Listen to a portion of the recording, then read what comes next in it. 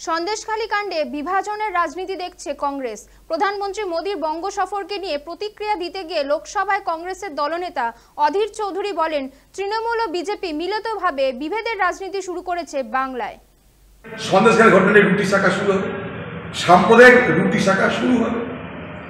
এত বড় মৌকা মোদীজি বা বিজেপি ছাড়বে?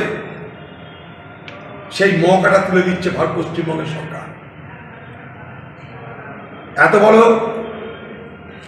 গোল্ডেন অপরচুনিটি, বিভাজনের রাজনীতির এমন সুবর্ণ সুযোগ অন্তত বিজেপি বা প্রধানমন্ত্রী নরেন্দ্র মোদী ছাড়তে পারে না। তার জন্য তিনি একদিন নয়, পর পর 3 দিন আসছে। বাংলার মা বোনদের জন্য কাঁদবেন, কত কি হবে, ইভেন্ট তৈরি হচ্ছে।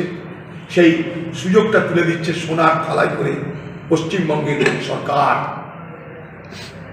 অর্থাৎ পশ্চিমবঙ্গের বিভাজনের রাজনীতিতে দুটো দল তার সুবিধা করতে চাইছে, এক বিজেপি আর এক টিএমসি। তাই মোদীজির সফর মানে সাম্প্রদায়িক রাজনীতির রুটি সেঁকা শুরু হবে ভয়ঙ্করভাবে। এরপরে আসবে এনআরসি, সিএএ, কত কিছু আসবে। কারণ নির্বাচনের আগে এগুলি হচ্ছে নির্বাচনের অসর। বড় ভয়ঙ্কর দিন আসছে বাংলাতে, বড় ভয়ঙ্কর দিন। দুটো পার্টির এই বিভাজনের রাজনীতি শুট করছে, দুটো পার্টির বিভাজনের রাজনীতি কাজে লাগছে।